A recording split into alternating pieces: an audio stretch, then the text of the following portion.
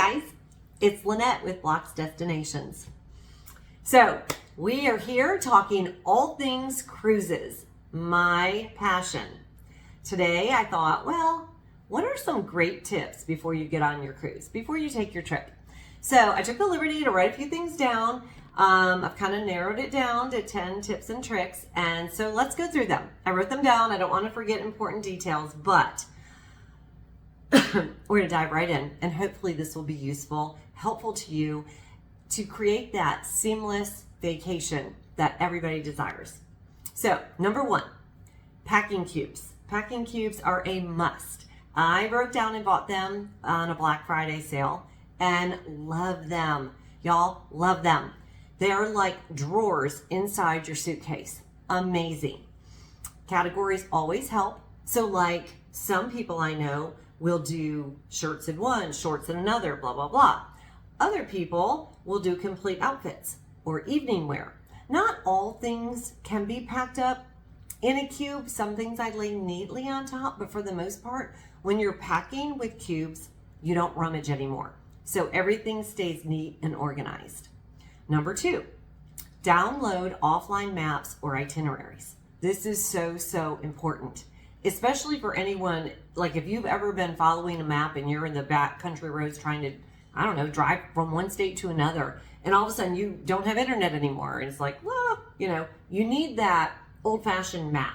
So don't get caught without internet and feeling anxious and panicked because you no longer have your map. Your smartphone is always your travel safety net, but before you head out, grab a digital map to go. With offline maps, you're in control, even when the data is not available. Number three, wear slip-on shoes for quick removal. You know what that's like when you're going through the terminal, the security at the airport, and everybody's stripping down, trying to get everything in those little containers. Like, don't get caught having to untie shoes, buckle, all those things. Slip on, slip off, super easy peasy. Go with the flow. Little tip on top of that, a trick I use is if I'm wearing sandals and I don't have socks on, I've got a pair of socks rolled up in my purse or in my backpack, whatever it is I'm traveling with, because it's gross to walk through airport security barefoot. Just my personal opinion, but write that one down. Okay. Number four, roll your clothes instead of folding. This is like the debate, Pepsi or Coke. But I am on the 100% I believe in rolling.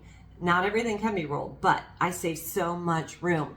Roll them up also helps them not to wrinkle as much. Every now and then if I'm packing a very elegant dress that I'm going to be wearing out, I might fold that, lay it neatly on top, but for the most part, roll those clothes up. You'll be surprised. Try it. You'll be surprised. Okay. Number five, snacks and water. Keep them handy. And take your Stanley cup, take your Yeti cup or whatever, as you enter into the airport. Drink it down, empty it out, go through security, fill it up. Airports are full of places to fill the water up. Even if you just have a generic water bottle, don't toss it, refill it. Keep the snacks handy. You never know, unfortunately these days, when you're going to get stuck on an airplane waiting to take off and an hour goes by and you're starved. So even if it's a quick little 90-minute flight or 45-minute flight up and down, have those snacks. You don't want to be caught starved and hangry. Okay, next one. Sign up for flight alerts. Super important to do this. And so often we forget, or we just, we assume everything's on time, but we all know this day and age, it is not the case.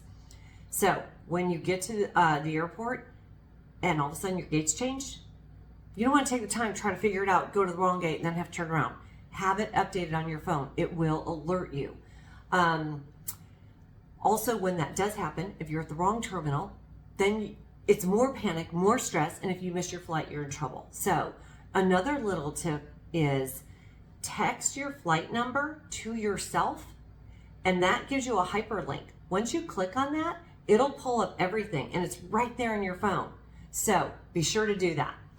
Okay, next up, easy access to frequently used items. Have you ever been in line and you're like, crap, where did I put my photo ID? Where did I put my passport? I had that document. So Let's be organized with that. Let's have easy access. Let's not have it in the back of our backpack, on our back, at the very bottom of everything packed on top of it.